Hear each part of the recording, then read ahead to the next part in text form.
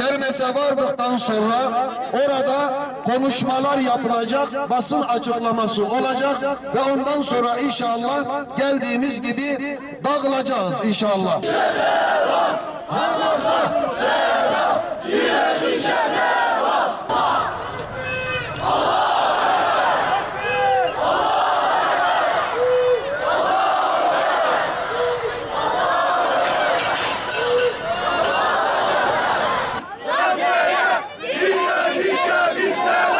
Lütfen Gazze'ye direnişe bir selam. Kardeşlerim, bugün Siyonist İsrail'in yaptığı soykırımını lanetlemek, Filistinli kardeşlerimizin yanında olduğumuzu göstermek için buradayız. Zulmün olduğu yerde tarafsızlık, namussuzluktur diyerek Siyonizme karşı onurluca direnen kardeşlerimize omuz vermek için, kutlu direnişi selamlamak için buradayız. İkiyüzlü suskunluğa karşı insanlık onurunu aykırmak için buradayız. Ve dünyanın tüm iyi insanlarına zulmün ateşi insanlığı kuşatıyor uyarısında bulunmak için buradayız. Kıymetli kardeşlerim, aslında sözün bittiği yerdeyiz. İkiyüzlülüklerin zulmü azdırdığı zamandayız. Soykırımcı Siyonistler Filistin'de katliam yaparken Susalların kıyameti zorlandığı zamandayız. Kan üzerine yükselmiş Batı medeniyetinin katille aynı safta yer aldığı bir zamandayız. Peki insanlık bunun neresinde? Onur bunun neresinde? Bugün Filistin'de can pazarı kurulmuş. Gazze'de çocuklar ölüyor. Gazze'de kadınlar ölüyor. Gazze'de ihtiyarlar ölüyor. Gazze'de insanlık ölüyor. Parasını Amerika'nın verdiği fosfor bombalara atılmıyor sadece. BBC, CNN marifetiyle Gazze'ye yalan, iftira, dezenformasyon bombaları dağıtılıyor. Filistin Sağlık Bakanı kan revan içinde cesetlerin ortasında basın açıklaması yaptı. Enkaz altında birinin üstünde adları insanımız var dedi. Düşünsenize aileler çocuklarının kollarına adlarını yazıyor. Bombalama sonrası kimliklerini tespit edebilmek için. Ama BBC haberlerinde Filistinli bebekler öldü diyor. Kim katletti peki bunları? Uzaylılar mı katletti? Açık seçik bir vahşeti bile yalan perdesiyle örtmeye çalışıyorlar. ABD, İngiltere, Fransa silahıyla, basınıyla, parasıyla desteklediği bu savaşa savaş suçlarında da ortaktır. 26 gündür kesintisi süren katliamlar soykırıma dönüştü. Bütün dünyayı her gün 5-10 Filistinli'yi öldürmeye, yılda birkaç kez büyük katliamlar işlemeye alıştırdılar. Şimdi de her gün 300-500 kişi katlediyorlar. Dünyayı buna da alıştırıyorlar. Yakında herkesi katledecekler ve dünyayı buna da alıştıracaklar. Hesap bu. Bakın, İsrail soykırımı hiç gizlemiyor. Filistinliler insan değil, hayvanlarla savaşıyoruz diyor. İsrail Sağlık Bakanı hastanelere başvuran Filistinlileri tedavi etmeyeceğiz, onları infaz edebiliriz derken Savunma Bakanı askerler her şeyi yapabilir, sorumlu tutulmayacaklar, yargılanmayacaklar diyor. Ordu bütün dünyanın gözü önünde savaş suçu sayılan fosfor bombası kullanıyor.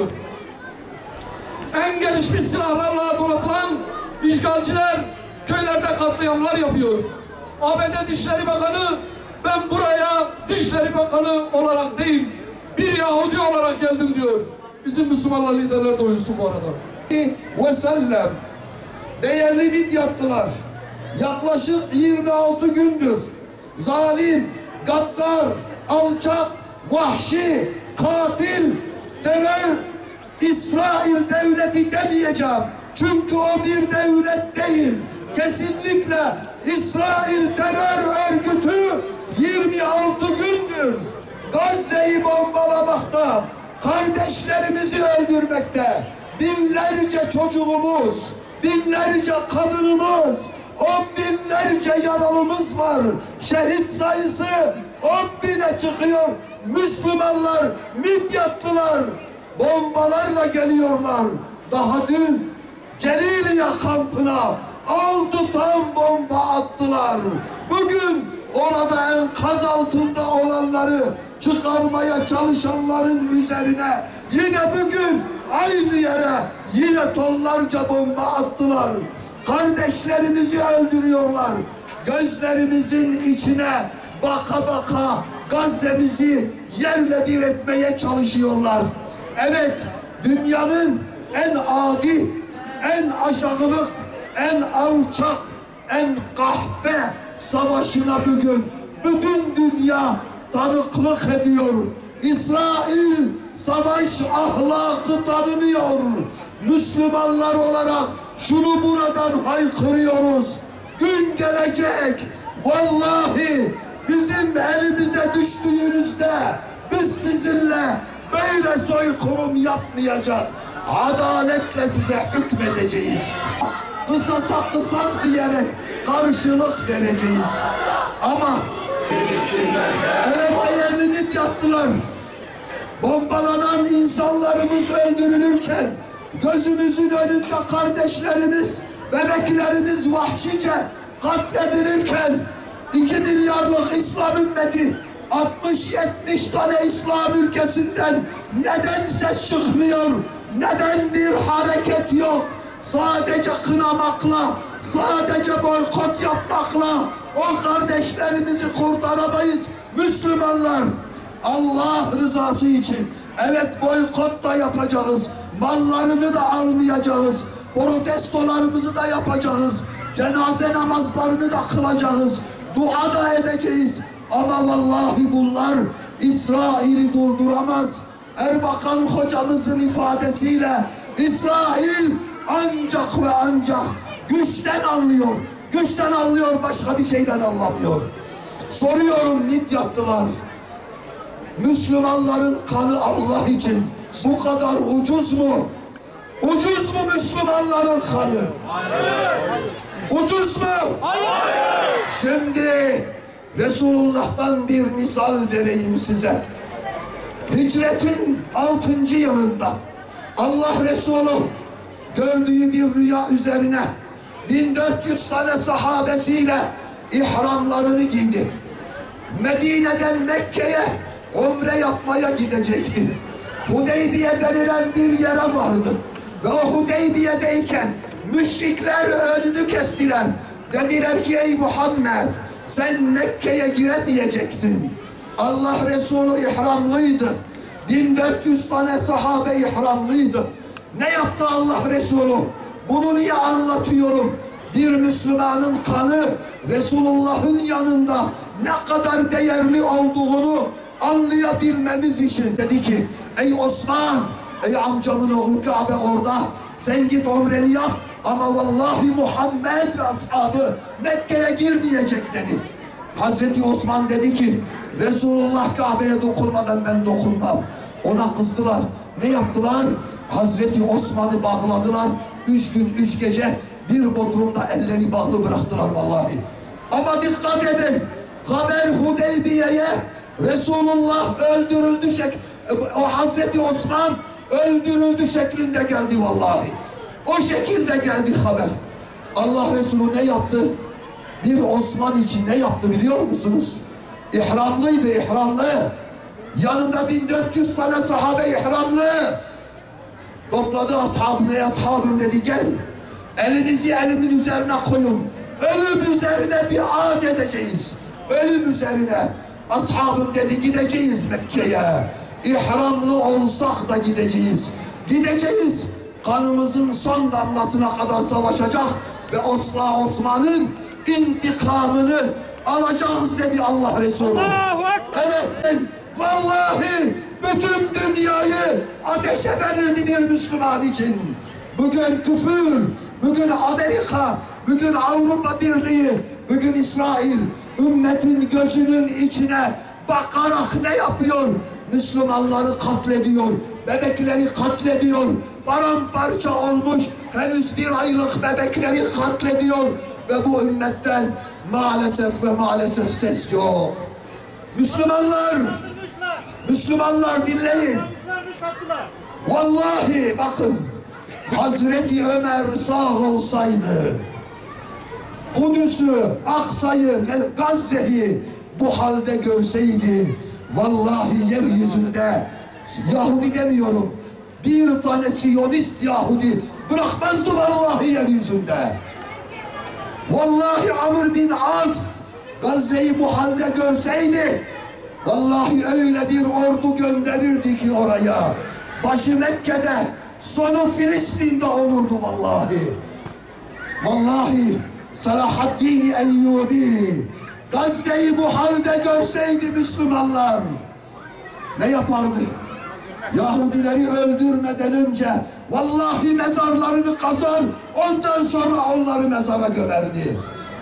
Ya Halid bin Velid Gazze'yi bu halde görseydi, elinde 80 tane kılıç kırılsa da vallahi onun kanı soğumazdı. Kanı soğumazdı.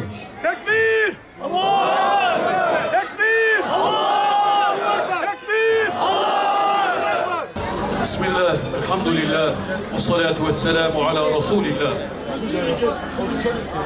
Ayet-i kerimedir. Rabbimiz buyurur Kur'an-ı Kerim'de, evet. وَكَذَٰلِكَ جَعَلْنَاكُمْ أُمَّةً وَسَطًا لِتَكُونُوا شُهَدَاءَ عَلَى النَّاسِ وَيَكُونَ الرَّسُولُ عَلَيْكُمْ شَهِيدًا. O şekilde, bu şekilde sizleri vasat ümmet kılan Rabbimiz, siz bütün insanlığa şahit ve peygamber de size şahit. Şahitlik maalesef Siyonistler tarafından şahitlik ortadan kaldırıldı. Bugün yeryüzünde tek bir şahit ümmet, o da bizim ümmet, ümmeti Muhammed'dir. Şahit ümmet. Öyle bir misyonumuz vardır ve bugün iki şahitlik yapıyoruz.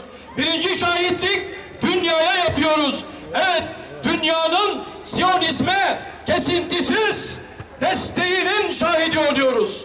İkinci şahitlik ise bizim ümmeti Muhammed'in onlarca devleti, onlarca ordusu, onlarca milyarlarca insanı olmasına rağmen ve bu şekilde sessizliğine şahit oluyoruz. Maalesef diyoruz, sessizliğine şahit oluyoruz. Halbuki bizim misyonumuz bu değildi. Bizim misyonumuz şahitlikti. Ve bugün o şahitliği yapıyoruz. Evet, bugün bunu gösteriyor bu olay, bu soykırım, bu bir halkı ortadan kaldırmak bize şunu gösteriyor. Nedir biliyor musunuz? Evet, dünyanın gerçekten o yıllarca bize dikte ettirdikleri, o edebiyat yaptıkları hümanizm çökmüştür. Bugün onların insanlığı çökmüştür. Bugün 200 yıllıkları ortaya çıkmıştır. Nasıl ki Fransa'da 12 insan öldüğünde hiç nasip etmediğimiz hiçbir terör olayını, nasıl ki devlet büyükleri, devlet başkanları maalesef diyorum, hepsi bir araya geldiyse bugün o devlet başkanları bir halkın soykırıma tabi tutulmasını maalesef izlemekle kalmıyorlar, destek vermektedirler. Ve daha da ileriye götürebiliriz. Evet, bir eleştirim olacak. Çünkü gerçekten eskiden imparatorluklar yıkıp imparatorluklar kuruyorlardı. Onların bir gayesi, bir hedefi yoktu. Onların bir amacı yoktu, bir ideali yoktu. Ama bugün kendisine batı, demokrat, insancıl, insan hakları diyenler maalesef bugün bırakın sessiz kalmayı, sessiz kalmakla beraber destek olmaktadırlar. Maalesef bunu söylüyoruz. Evet, yıllarca şarkılarını dinlediğimiz, işte sanat evrenseldir diyenler, demokrasi evrenseldir diyenler, insan hakları evrenseldir diyenler maalesef bugün çökmüştür. Onu izliyoruz maalesef. Evet. Kahrolsun AKP, kahrolsun İsrail, kahrolsun İsrail, kahrolsun AKP, kahrolsun Avrupa Birliği, kahrolsun Avrupa Birliği. Evet, Hazreti Peygamber'in müjdesi vardı yıllardan beri. Evet, öyle diyordu Peygamberimiz. La tezalu taifetun min ümmeti kaimine zahirin alel hak la yadurru men khalelehum ve men khalefehum hatta tekume sa'vahum kezalik. Bir taife, bir grup, bir oluşum mutlaka kıyamete kadar hakkı ayakta tutacak bir taife var olacaktır. Ve bugün Hazreti Peygamber'e sordular, ya Resulallah, o taife nerede? Bil Kudsi ve eknafil Kudüs dedi ve işaret etti. O taife Kudüs ve bugün Hamas. Maalesef bazıları Hamas'a terör örgütü diyor. Gerçekten bunu siyaset adına, bunu hiçbir şey adına izah edemezsiniz. Nasıl terör örgütü olabilir? gece gündüz çocukları katleden, çocukları yok eden, çocukları imha edenleri bir terör örgütü, sözde kendisine devlet diyen Siyonist örgüt, terör örgütü, o terör örgütü değil de haklarını, insanlarını, kendi varlığını muhafaza etmeye çalışanlara nasıl terörist diyorsunuz? Artık ne diyor Ebu Ubeyde? Ebu Ubeyde şöyle diyor. Ebu Ubeyde diyor ki, evet, bizim topraklarımızı işgal edenlerin cezasını biz keseceğiz. Sessiz kalanların cezasını da Allah kesecektir. Artık boykotlarla da kalmayacaktır. Artık kendi sonlarını kendi elleriyle hazırlamışlardır. Kur'an-ı Kerim'de Allah buyurur. Yahudiler, Siyonistler maalesef dünyada 2 defa bozgunculuk yaptılar. Birisini Yahya peygamberi şehit ederken, ikincisini Zekeriya peygamberi şehit ettiklerinde 2 defa bozgunculuk yaptılar. Her defasında maalesef bizim elimizde değil, bir tarafında, bir kısmında, birincisinde Mecusiler, öbür tarafta müşrikler tarafından cezalandırılmışlardı. Ama Allah'ın izniyle bu sefer onların cezasını, bu bozgunculuğun, bu kıyımın, bu soykırımın cezasını Allah'ın izniyle bizim ümmet, Hamas ve bizim Müslümanlar, bu duruşumuz onlara cezayı kesecektir. Ey Rabbimiz, ey sahibimiz, Kudüs'e sahip gönder ya Rabbi. Kudüs'ü küffar elinden kurtar. Müminleri aziz eyle.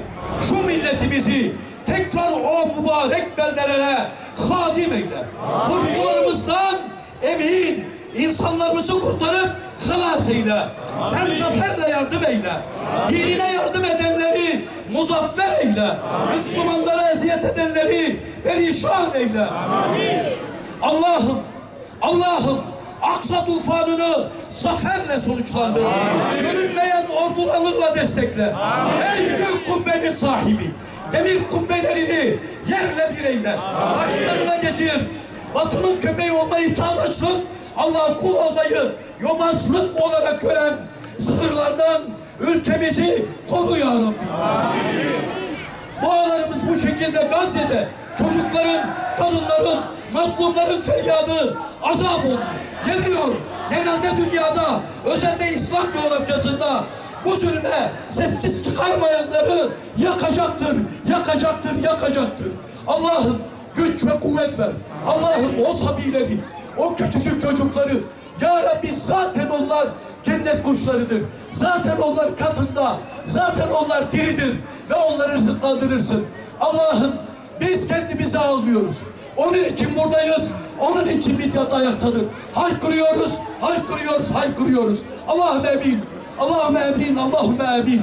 Bütün şehitlerimize ya Rabbi rahmet eyle. Gazilerimize şifa ver ya Rabbi. Kendi katında şehadetlerine makbul eyle. Bizlere uyanma şuuru ver. Kalplerimizi, zihinlerimizi bu siyonistlere diri tut ya Rabbi. Elhamdülillahi Rabbil alemin. Siz Midyatlı kardeşlerimizden saplarınızı belli ettiniz, ne mutlu size. Rabbim hepinizden ebeden razı olsun. Amin. Rabbim attığınız her adıma size cennet karşılığı olarak cenneti versin inşallah. Amin. Allah-u Teala Gazze'li kardeşlerimizin yar ve yardımcısı olsun. Allah-u Teala atışlarını isabetli kılsın inşallah. Ayaklarını sabit kılsın. Allah'ım o Bedir'de bir avuç Müslümana meleklerinle yardım ettiğin gibi ya Rabbi şu anda enkazlar altında paramparça kurtarılmayı bekleyen ama kurtaracak kişi dahi kalmadı. Vallahi kalmadı. Şu anda binlerce kardeşlerimiz orada enkaz altında. Ya Rabbi artık ordularını gönder. Ya Rabbi meleklerini gönder. Ya Rabbi tek rızası, tek amacı senin rızanı kazanmak olan o Hamaslı kardeşlerimizi muzaffer eyle Allah'ım. Allahümme ansur ihvanena fi Filistin ala Yahudil gâsibîne ya Rabbel âlemin. Allahümme ansur ihvanena المستضعفين في فلسطين على يهود الغاصبين المحتلين يا رب العالمين. اللهم انصر إخواننا في غزة. اللهم انصر إخواننا في غزة. اللهم ثبت أقدامهم وانصرهم على عدوهم يا رب العالمين. واجعل غنيمة إسرائيل للمؤمنين يا رب العالمين. يا رب العالمين. Ya Rabbel Alemin. Evlerin aziz ruhları için, evliyanın, esfiyanın, ahtabın, şühedanın aziz ruhları için, Gazze'de şehit olan tüm şehitlerimizin, Allah için canını veren dünyanın her yerinde, ülkemizde şehit olan tüm şehitlerimiz için, Allah rızası için El Fatiha. Bismillah. Salatu vesselamu ala Resulillah. Kelimelerin tükendiği bir zamandı. Hepimizin içi kan alıyor. Halk olarak hepimiz doluyuz. İçimizdeki kini son safhaya kadar yükselttik ama ülkelerin bir şeyler yapması lazım. Özellikle halkı Müslüman olarak geçinen ülkeler bugün maalesef bütün ümmeti yüzüstü bıraktılar. Oradaki birkaç tane Müslümanın gayretiyle İslam ümmetinin şerefi korunmaya çalışıyor. Çok doluyuz, üzüntülüyüz. Rabbimden şunu niyaz ediyorum, bu acizliğimizden dolayı bizi helak etmesin. Ama Rabbim sen de biliyoruz ki gönlümüz, kalbimiz hepimiz oradaki insanlarla birlikte atıyor. Allah yar ve yardımcıları olsun. Allah sizden de razı olsun inşallah. Ne diyeceğim? İsrail kahrolsun, İsrail yok olsun, İsrail gebersin. Dua ediyor, bu duayı onlara ediyoruz. Müslümanlara da dua ediyoruz. Neler oluyor şimdi Gazze'de, ne oluyor? Ne oluyor? Çocuk oluyor, kadın, ihtiyar, genç, herkes. Enkaz altında kalıyorlar. Çok üzülüyoruz, ağlıyoruz. Vallahi yemek boğazımızdan geçmiyor. Dua ediyoruz, elimizden dua geliyor. Onlara da beddua ediyoruz. O kadar.